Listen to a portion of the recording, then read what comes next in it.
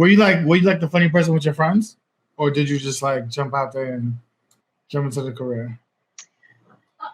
It's interesting that you asked that because, like, I think yes, and I see evidence of me kind of being the class clown and like the goofy one and all that. And at the same time, I was always like the goody goody, straight A student, teacher's pet, straight and narrow, follow all the rules. So I have three younger siblings, and they'll all tell you that they are beyond like surprised that I'm the one doing this out of all of us. And like that they experience me as much more stoic and serious.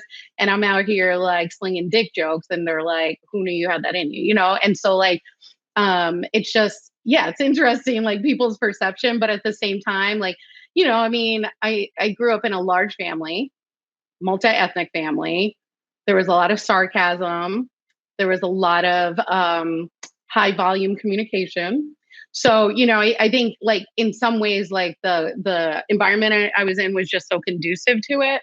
And then, I think because I'm such a good student, it like made me obsessive about learning the craft. It made me obsessive about like, watching other comedians do what they're doing, understanding like those comedians who have kind of bucked the trend and recognizing that there's no exact formula, but there are certain guidelines that you can follow to kind of make things work.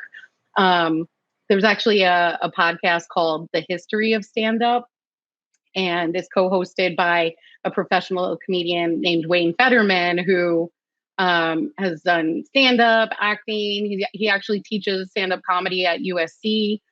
And, again, I was like so nerdy about it. I would listen to this and I was like writing down names and I was like, okay, Dick Gregory, this is somebody I need to know. I need to do a deep dive. I need to understand, like, and I think because I'm someone who's so like socially conscious and like really like, those values of like equity, justice, liberation are so important to me.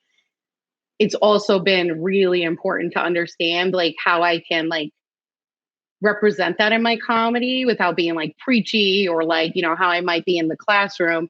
But really like just make people laugh. And like one of my favorite things to do with jokes, and I'm sure like you've been there before, is like, you do the sneak attack. Like you make the audience think like, hey, we're joking about this thing. And by the end of it, it's like, oh shit, I learned a lesson. Right. So I have jokes about racism, misogyny, pedophilia, like all kinds of shit. Right. But it's like, I'm not beating you over the head and saying this is bad.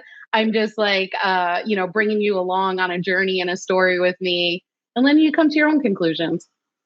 Who, dang, saying Hugo is funny, by the way.